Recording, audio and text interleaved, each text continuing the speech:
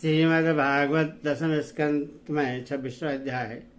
मैं भक्तगणों आज आपको नंद बाबा से गोपों की श्री कृष्ण के प्रभाव के विषय में बातचीत के वर्णन के बारे में कथा कहूँगा। आप इसको ध्यानपूर्वक सुनें और इस चैनल को लाइक एंड सब्सक्राइब जरूर करें। कृष्ण भगवान आपका कल्याण करेंगे और पूरी कथा सुने। श्री सुखदेव जी कहते हैं, परीक्षित, वज्र के गो भगवान श्री कृष्ण के ऐसे अलौकिक कर्म देखकर बड़े आश्चर्य पड़ गए। उन्हें भगवान की अनंत शक्ति का तो पता था नहीं। वे इकट्ठे होकर आपस में इस प्रकार कहने लगे, इस बालक के ये कर्म बड़े अलौकिक हैं।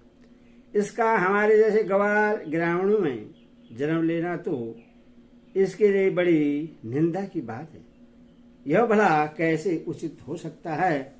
जैसे गजराज को ही कमल उखाड़ कर उससे ऊपर उठा ले और धारण करे, वैसे ही इस नन्हे से 7 वर्ष के बालक ने एक ही हाथ से गिरिराज गोवर्धन को उखाड़ लिया और खेल खेल में 7 दिनों तक उठाए रखा।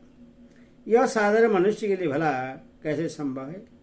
जब यह नन्हा सा बच्चा था उस समय बड़ी भयंकर राक्षसी पूतना आई और इसने आंख बंद किए किए ही उसका स्तन तो पिया ही, प्राण भी पी डाले।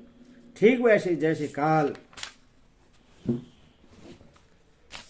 शरीर की आयु को निगल जाता है।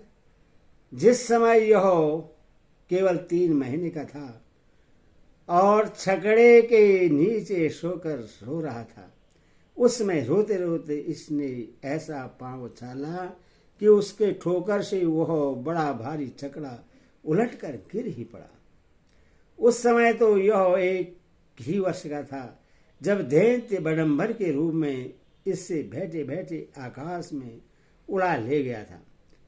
तुम सब जानते ही हो कि इसने उस तृणावर्त दैत्य को गला घोटकर मार डाला।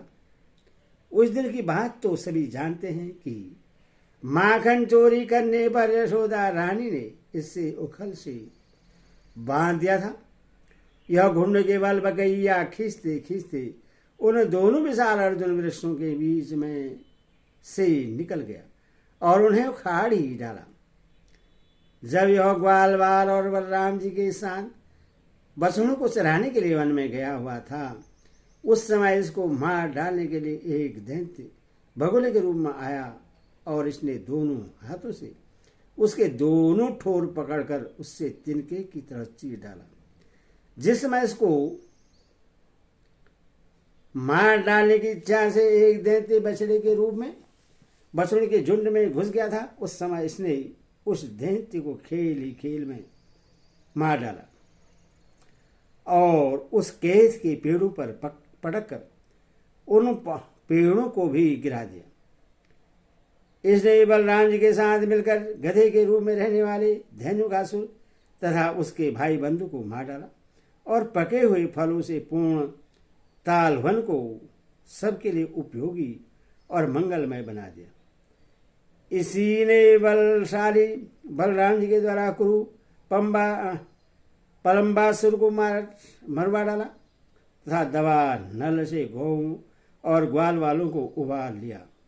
यमुना जल में रहने वाला कालीनाग कितना विशाला था, परंतु इसने उसका भी मान मर्दन कर उससे बलपूर्वक दह से निकाल दिया और यमुना जी का जल सदा के लिए विष रहित अमृतमय बना दिया। नंद जी, हम यह भी देखते हैं कि तुम्हारे सांवले बालक पर हम सभी ब्रजवासियों का अनंत प्रेम है और इसका भी हम पर स्वाभाविक स्नेह है। क्या आप बतला सकते हैं कि इसका क्या कारण है? भला कहाँ तो यह 7 वर्ष का नन्हा सा बालक और कहाँ इतने बड़े गिरिराज को 7 दिनों तक उठाए रखना? ब्रजराज, इसी से तो तुम्हारी पुत्र के संबंध में हमें बड़ी शंका हो रही है। नंद बाबा ने कहा, गोपो, तुम लोग सावधान होकर मेरी बात सुनो। मेरे बालक के विषय में तुम्हारी शंका दूर हो जाए, क्योंकि महर्षि गर्ग ने इस बालक को देखकर इसके विषय में ऐसा ही कहा था। तुम्हारा यह बालक प्रत्येक युग में शरीर ग्रहण करता है विभिन्न युगों में इसने सभी रक्त और पीत ये भिन्न भिन्न रंग स्वीकार किए थे। इस बार यह कृष्ण वर्ण हुआ है। नंद जी, यह तुम्हारा पुत्र पहले कहीं वसुदेव के घर भी पैदा हुआ था, इसीलिए इस रहस्य को जानने वाले लोग इसका नाम श्रीमान वासुदेव है ऐसा कहते हैं। तुम्हारे पुत्र के गुण और कर्मों के अनुरूप और बहुत से नाम हैं तथा बहुत से रूप। मैं तो उन नामों को जानता हूँ, परंतु संसार के साधारण लोग नहीं जानते। यह तुम लोगों का परम कल्याण करेगा। समस्त गोप और गौओं को यह बहुत आनंद करेगा। इसकी सहायता से तुम लोग बड़ी बड़ी विपत्तियों को बड़ी सुगमता से पार कर लोगे।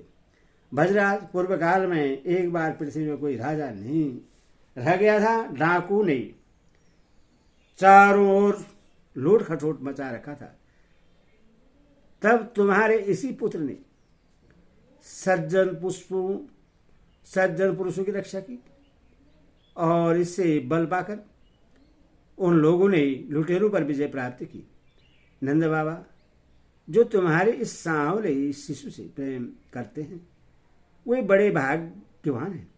जैसे विष्णु भगवान के कर कमलों की छत्र छाया में रहने वाले देवताओं को असुर नहीं जीत सकते, वैसे इससे प्रेम करने वालों को भीतर या बाहरी किसी भी प्रकार के शत्रु नहीं जीत सकते। नंद जी, चाहे जिस दृष्टि से देखें, गुण से, ऐश्वर्य और सौंदर्य से, कीर्ति और प्रभा से तुम्हारा बालक स्वयं भगवान नारायण के समान है।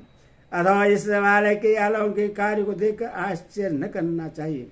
गोपो, मुझे स्वयं गर्गाचार्य जी यह आदेश देकर अपने घर चले गए। तब से मैं अलौकिक और परम सुगत कर्म करने वाले इस बालक को भगवान नारायण का अंश मानता हूँ। जब ब्रजवासियों ने नंद बाबा के मुख से गर्ग जी की यह बात सुनी तब उनका विस्मय जाता रहा, क्योंकि अब वे अमृत श्री कृष्ण के प्रभाव को पूर्ण रूप से देख और सुन चुके थे। आनंद में भरकर इन्होंने नंद बाबा और श्री कृष्ण की बुरी बुरी प्रशंसा की। जिस समय अपना यज्ञ भंग हो जाने के कारण इंद्र क्रोध के मारे आग बबूला हो गए थे और मूसलाधार वर्षा करने लगे थे, उस समय वज्रपात, ओलों की बौछार और प्रचंड आंधी से स्त्री, पशु और ग्वाले अत्यंत पीड़ित हो गए थे। अपने शरण में रहने वाले ब्रजवासियों की यह दशा देकर भगवान का हृदय करुणा से भर आया। परंतु फिर एक नई लीला करने के विचार से वे तुरंत ही मुस्कुराने लगे। जैसे कोई नन्हा सा निर्बल बालक खेल खेल में ही बरसाती छत्ते का पुष्प उखाड़ ले, वैसे ही उन्होंने एक हाथ से ही गिरिराज गोवर्धन को उखाड़कर धारण कर लिया और सारी वज्र रक्षा की। इंद्र का मद चूर करने वाले वे भगवान गोविंद हम पर प्रसन्न हों। और कृष्ण भगवान की जय। हरि ओम तत्सत। हरि ओम।